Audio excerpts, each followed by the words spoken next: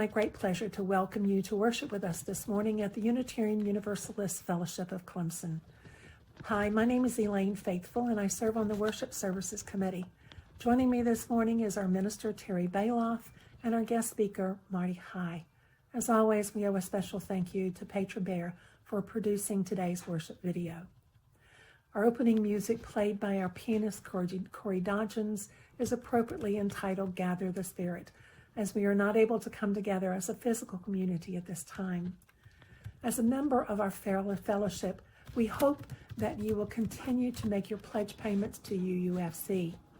I know firsthand that our wonderful staff continues to work very hard from their homes to serve us. And though we cannot come together at our beautiful building, we must continue to pay the utility bills and our mortgage payments.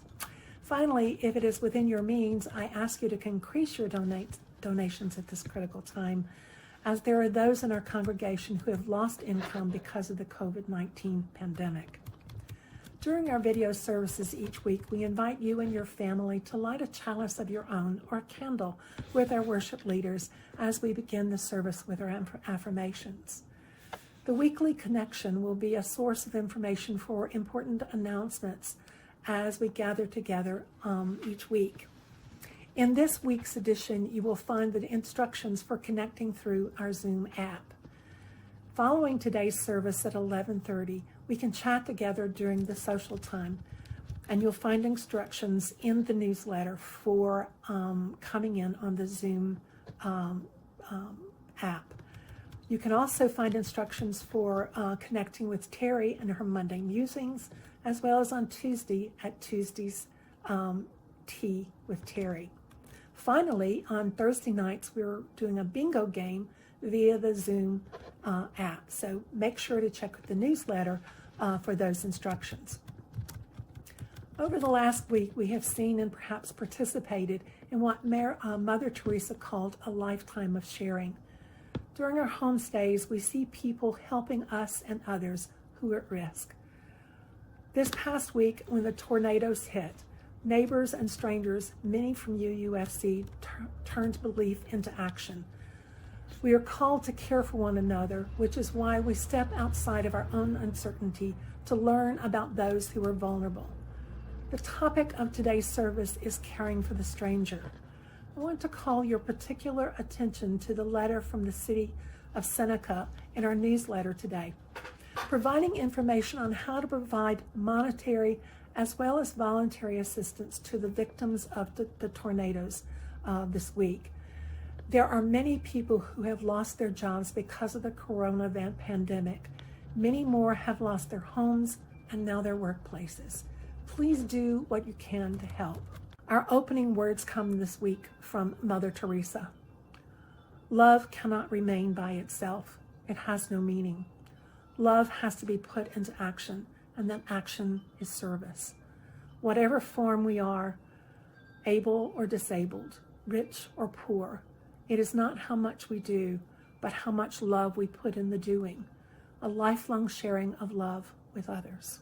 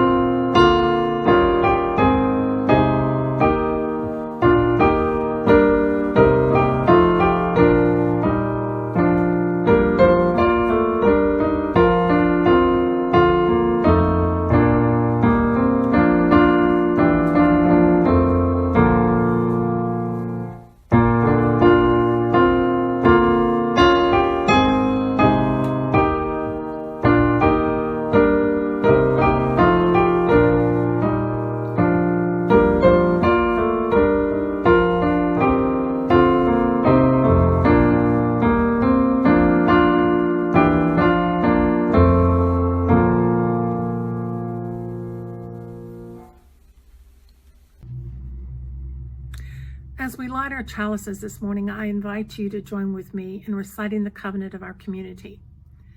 We gather together in a spirit of love, with justice as our guide. This is our chosen covenant, to dwell together in peace, to seek the truth in freedom, and to care for one another.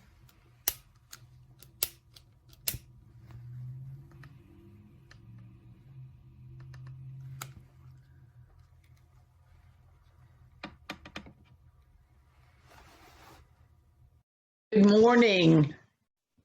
I hope that you are all doing well as we gather in spirit to consider the celebrations and concerns that have arisen in our lives, our joys and our sorrows.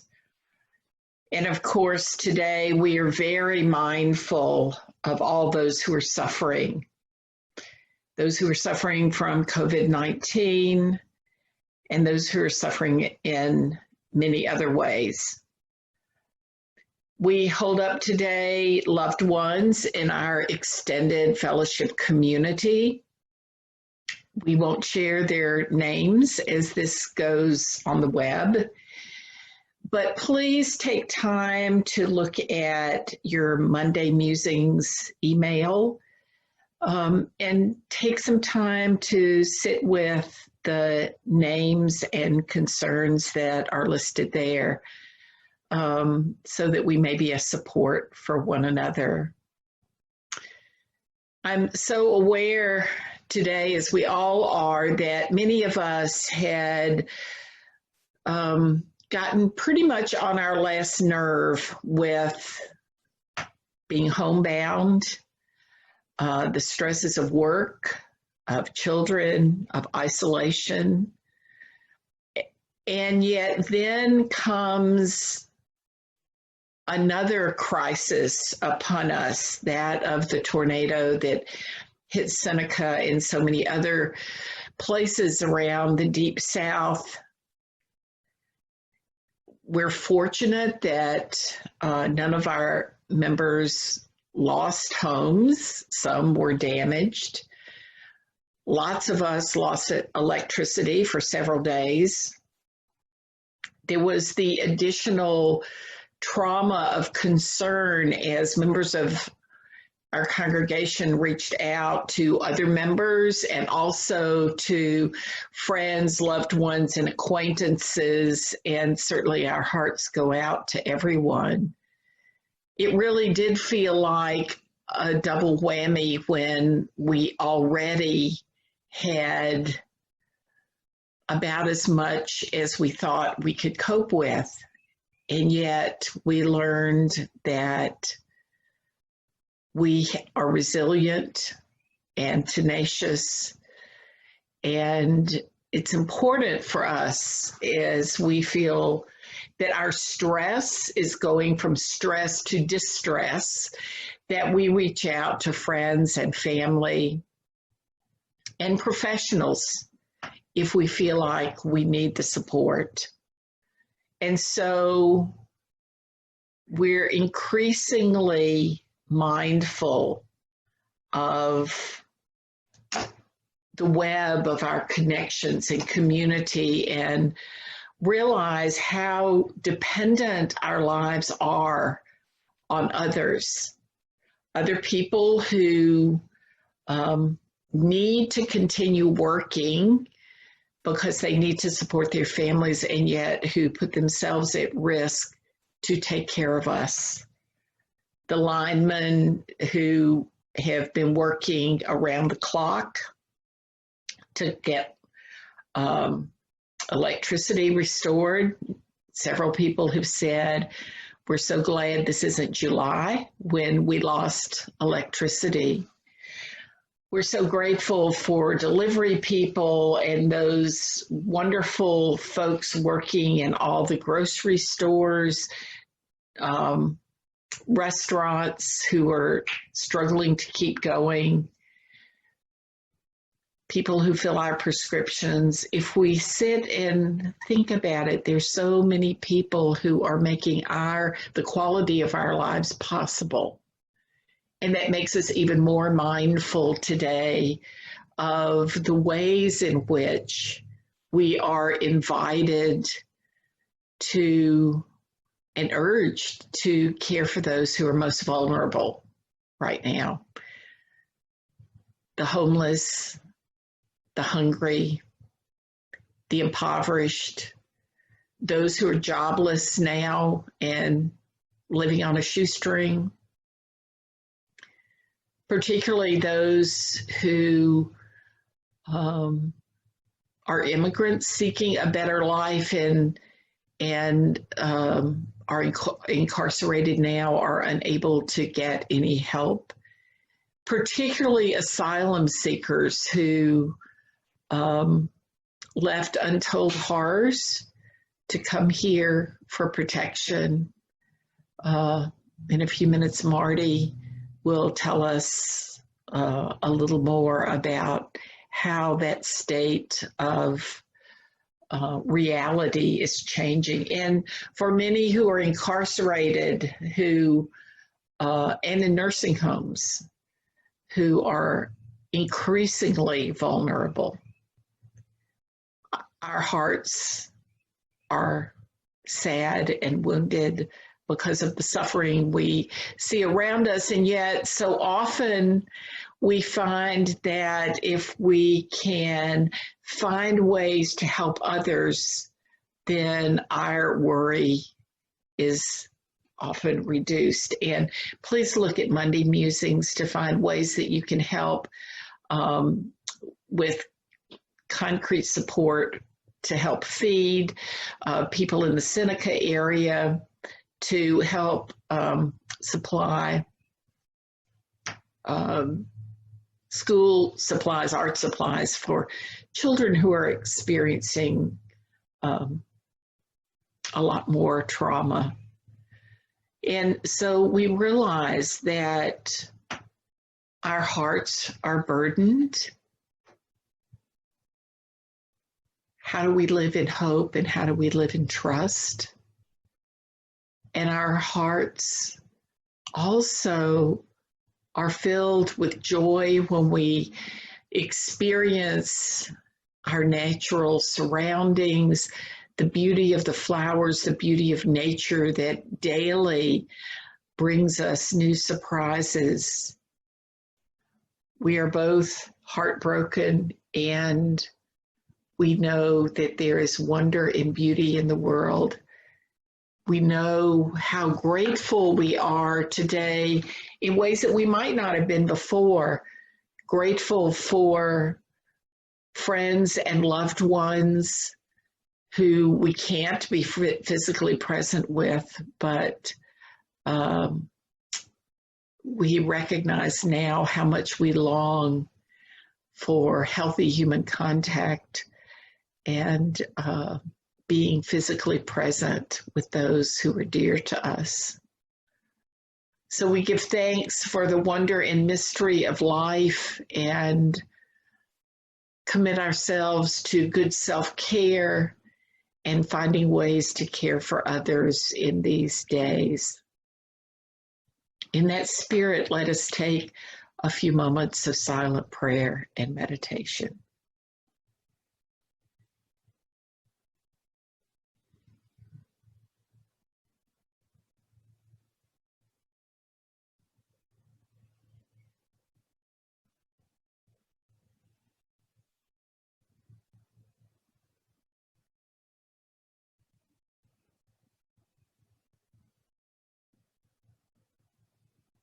Spirit of life, we gather in spirit with our stresses and our wonder,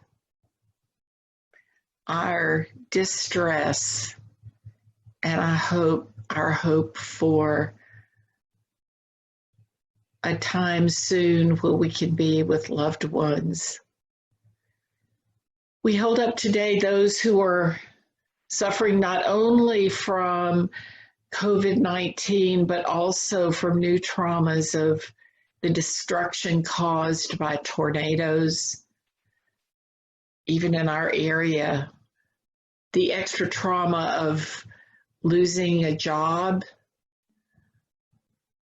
the sometimes trauma of being too close with those we love the most.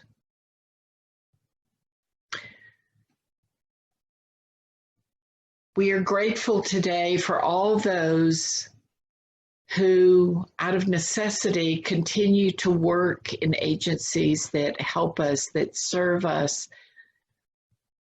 They are our heroes, but we also need to be mindful of their own needs for safety and security.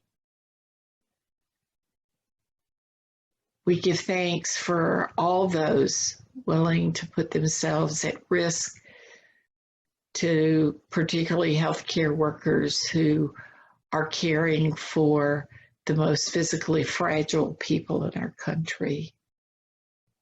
We give thanks for one another, for the ability to care for one another in spirit. And we give thanks for our Mother Earth being able to rest and heal some as human society steps back from its patterns of abusing the natural world. We give thanks for our lives and the lives of loved ones. This we ask in the name of all that is sacred. Amen. This is a poem called Home by Warsan Shire, a British Somali poet. No one leaves home unless home is the mouth of a shark. You only run for the border when you see the whole city running as well. Your neighbors running faster than you. The boy you went to school with who kissed you dizzy behind the tin factory, holding a gun bigger than his body. You only leave home when home won't let you stay. No one would leave home unless home chased you. Fire under feet, hot blood in your belly. It's not something you ever thought about doing, so when you did, you carried the anthem under your breath, waiting until the airport toilet to tear up the passport and swallow each mouthful of paper, making it clear that you would not be going back. You have to understand, no one puts their children in a boat unless the water is safer than the land. Who would choose to spend days and nights in the stomach of a truck unless the miles traveled meant something more than the journey? A refugee is simply someone who is trying to make a home. So next time when you go home, tuck your children in and kiss your families goodnight. Be glad that the monsters never came for you, in their suits and ties never came for you, and the newspapers with media lies never came for you, that you are not despised, and know that deep inside the hearts of each and every one of us is simply someone looking for a home. We are always reaching for a place that we can call home. Hello, my name is Marty. Hi.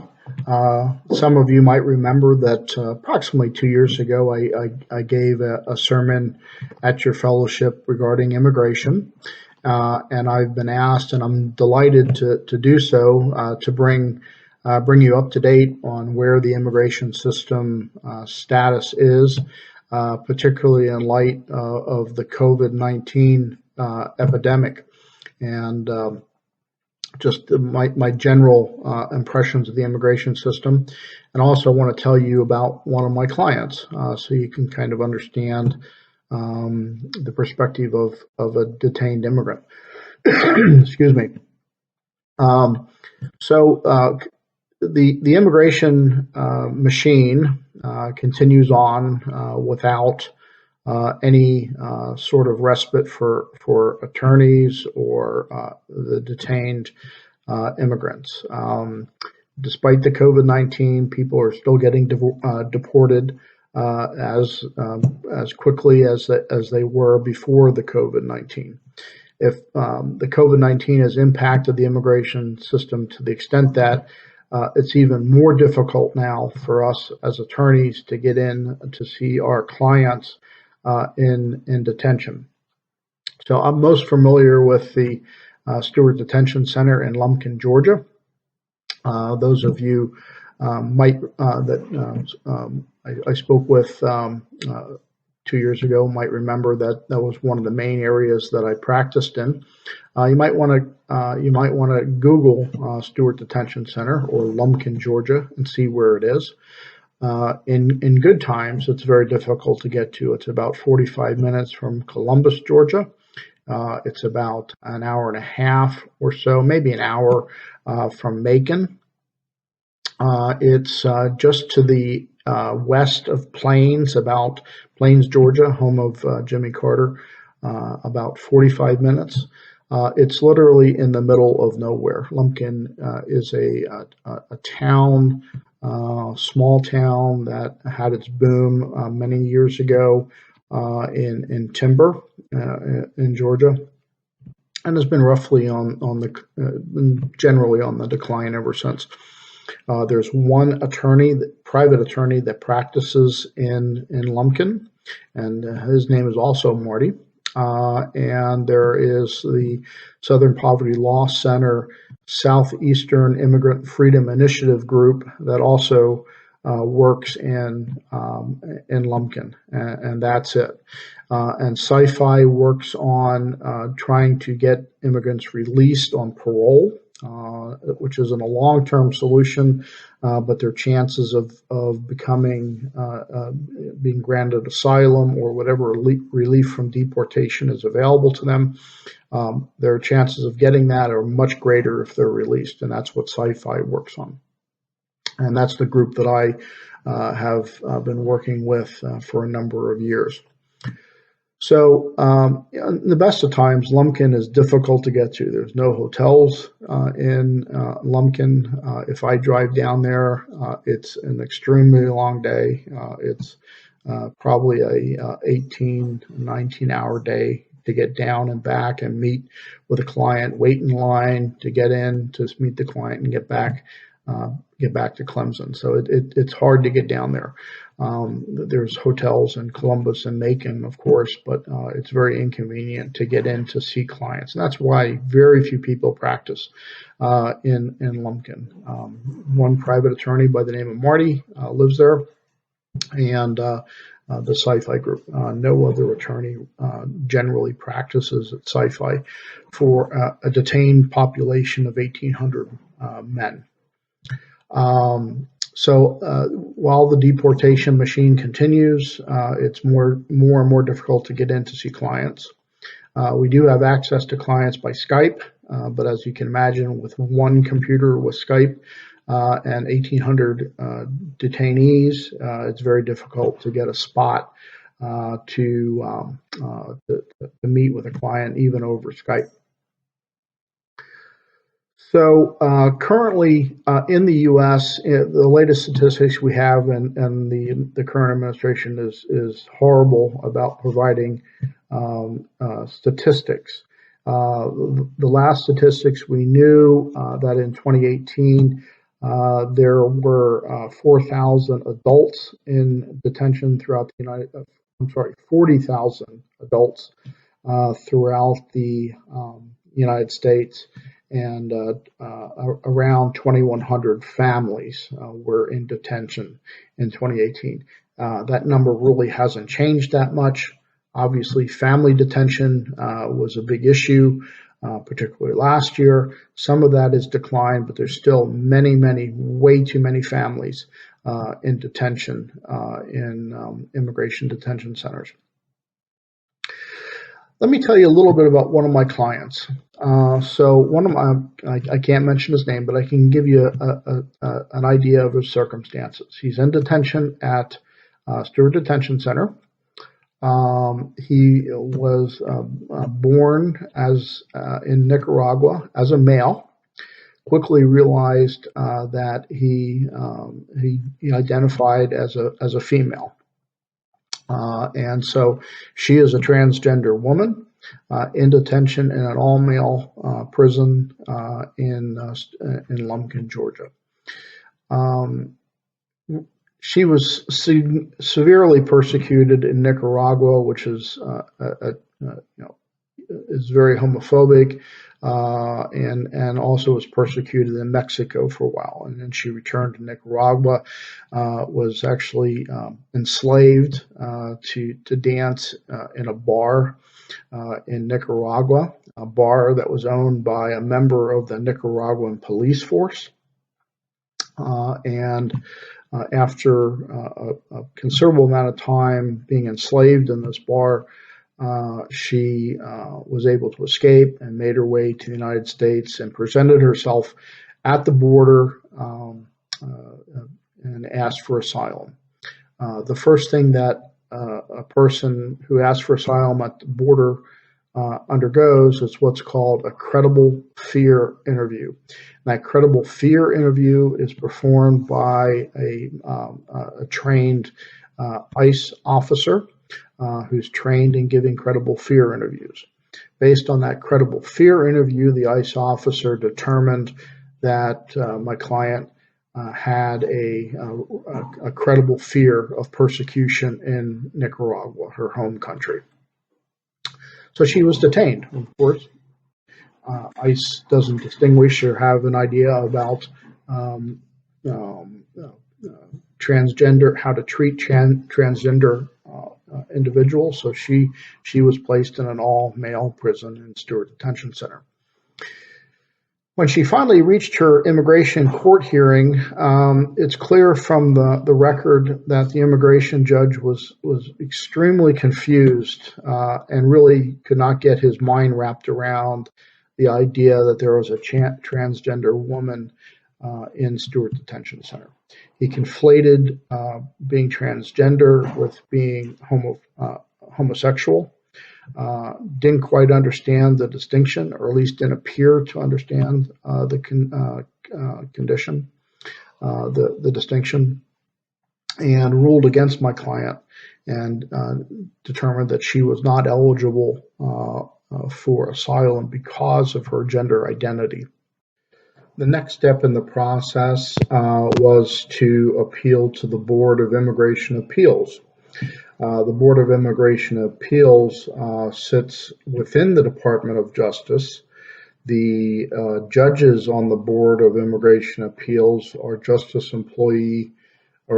Department employees, and the attorneys that are arguing for the government are government employees through the Department of Homeland Security. So it's a very slanted court in most people's opinion.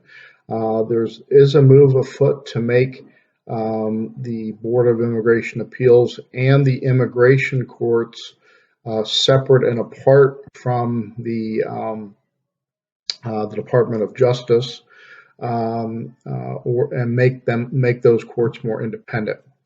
So my client appealed her case to the Board of Immigration Appeals, and the BIA summarily affirmed the immigration judge's ruling without any comment whatsoever. Merely said, we adopt that ruling. So what's left for my client to do, which we did, is appeal to the 11th Circuit Court of Appeals in Atlanta. The 11th Circuit covers Florida, Georgia, which is where the immigration court sat, and therefore the 11th Circuit has jurisdiction over that court. We've appealed to the 11th Circuit Court of Appeals, and we're awaiting hearing on a motion to stay deportation. One of the first things we do is file a motion to stay, because even though the appeal is pending in the 11th Circuit, if you lose at the BIA level, you're immediately deportable. So we've asked the court to stop the deportation and hear her case first on appeal before she's deported. It's very difficult to win those stays. I put them in all the time, and haven't been very successful in getting them favorably viewed. but we always hope. Even if she is deported, the appeal continues, but then, of course, it's very difficult for my client, who's essentially indigent, has no money at all, to get back from Nicaragua into the United States if she would win her 11th Circuit appeal. If we don't get a favorable result in the 11th Circuit, it's possible that we could take this up to the U.S. Supreme Court. Of course, the chances there are pretty small as well, just to even get the case heard. So right now, we're hoping that the stay of deportation is entered, and that we can put up a good argument, which I think we can, on the 11th Circuit for her appeal over the immigration court's decision. So I wanted to just kind of walk through that process, so you hopefully can get a sense of the complexity of appeals, and you have a sense of how appeals work. But it's important to remember that right now the deportation machine continues at the same speed as it did before the COVID-19 virus. In a sense, that deportation machine puts us makes it even more difficult because the lack of access to our clients. We can do Skype interviews, but there's only one Skype station at Stewart Detention Center for 1,800 detainees, inmates. So it's a precious resource, especially at this time when access into the prison, and it is a prison, access into the prison is limited because of the COVID-19 virus. We're not allowed to go into Stewart Detention Center right now to talk to our clients about their cases. So please keep in your thoughts and prayers all the people that are in detention in the U.S. It's a large population, and I can't think of a class of people in our society that is more isolated, more deprived, and as Jesus said, how we treat the lesser of us is how we are asked to be treated. These folks are certainly at the lower end of society, and they're easily forgotten. And I hope you keep them in your thoughts and prayers going forward. Now, I'm always perfectly willing to discuss immigration policy and to discuss how you can help in the efforts of working with our immigrants. Feel free to call me. My phone number is 864-300-2444, and my email address is Marty, Marty, at martyhigh.com. And if you'd just like to chat, I'd be happy to set up a video conference and we can chat about immigration policy. Again, my phone number is 864-300-2444, and my email is Marty at martyhigh.com. Thank you very much for your attention. I hope to see you in person sometime in the future. At the beginning of this service, we symbolically gathered the spirit of this community. It's time now to go back into our daily lives. Take with you that sense of community, that gathered spirit. Join it with the wisdom and love in your hearts and minds. Take it with you and spread it as much as you can safely into caring for others, sharing your compassion and love to those who need it, in whatever ways you're able. And know that the spirit of love and guidance, the spirit of our community is with you in all that you do. May you know always that you are beloved and that you are part of this interdependent, beloved community of which we are all a part. Blessed be. Amen.